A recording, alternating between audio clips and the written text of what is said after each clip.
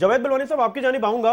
सबसे पहले तो सर मैं ये जानना चाहूंगा कि चूंकि आप कराची में बैठे हैं और यकीनन जो सूरत हाल हुई है सिंध में, कराची में, इस पर मीटिंग्स भी होती होंगी, इस पर कुछ अंदाजा लगाया गया होगा कि कितना नुकसान अब तक हो चुका है। पहले तो इस हवाले से बताइए कि कितना नुकसान हो चुका है और कहां कहां हुआ है।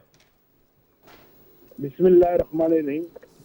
देखिए, पाकिस्तान में सैलाब जो है वो कोई एक जगह ऐसी नहीं बची जहाँ सैलाब नहीं आया।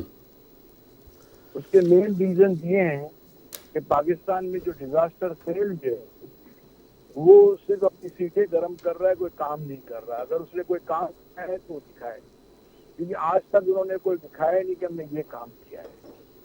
देखिए, किसानों के बेचारों की फसलें तबाह हो गई, और अगर किसी रियल एस्टेट के काम या किसी सोसाइटीज के अंदर सैलाब आया है उसके जिम्मेदार भी सरकार के लोग हैं कि भाई जो रेगुलेट करते हैं, अप्रूवल दिए जाते हैं, हाँ, वो किस तरह अप्रूवल देते हैं और किस तरह करते हैं।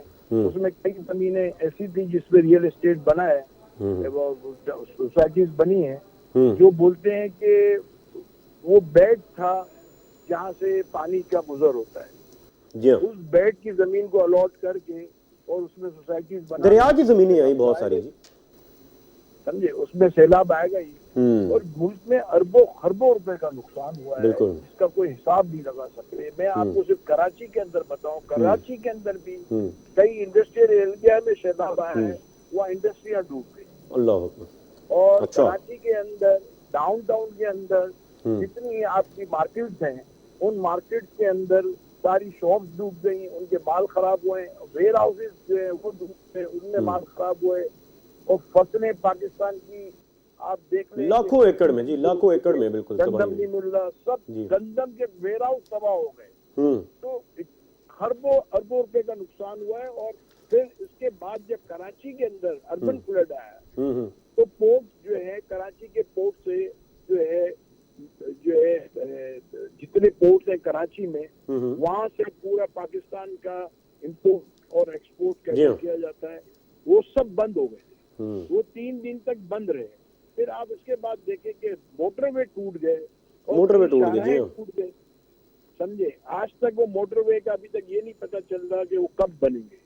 अच्छा, कोई प्लान नहीं आया किसी किस्म की, कोई इसके वाले से बात नहीं हुई अभी? कोई प्लान नहीं है, कोई डेट नहीं है, और कोई पूछने वाला नहीं है। देखिए, दुनिया के अंदर कोई भी रोड या कोई भी मोटरवे बनते हैं वो इस तरह नहीं टूटते जिस तरह पाकिस्तान में टूटे हैं। और पाकिस्तान के देखें, दुनिया के अंदर आप ब्रिज देखें जो 400-400 साल, 300-300 साल पुराने ब्रिज होते हैं, वो कायम होता है। हम दुनिया में जाते हैं, यहाँ भी 300-300 साल पुराने ब्रिज होते हैं। हमारे मुल्क के अंदर ब्रिज जो है वो आप वैसे भी आप जब नए बनते हैं तो 40 साल 30 साल के बाद उसकी हालत ऐसी होती है कि 400 साल पुराना ब्रिज। 400 साल पुराने जो यूरोप में और अमेरिका में और नॉर्दर्न अमेरिका उस इलाके में ब्रिज बने हुए हैं, वो 400 साल पुरानों की कंडीशन हमारे नए ब्रिज से अच्छी होती है, जो हमारे चंद सालों में उनका हाल हो जाता है। तो इसका मतलब है क्वालिटी ऑफ वर्क नहीं है, तो चेक एंड बैलेंस भी नहीं है सर, चेक एंड बैलेंस नहीं है, समझे। कोई देखने वाला नहीं है, सिर्फ बातें होती हैं।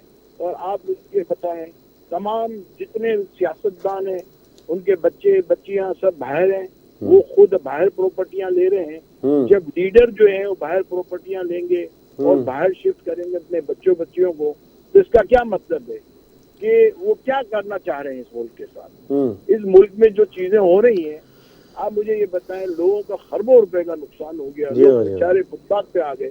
अभी आपको एक चीज और बताऊं कि पूरे पाकिस्तान के अंदर बिजनेस कम्युनिटी इतनी परेशान है क्योंकि पेमेंट्स रुक गई है। पेमेंट सारी रुक गई हैं सैलाब की वजह से और ये सब प्रॉब्लम की वजह से। जो सरकार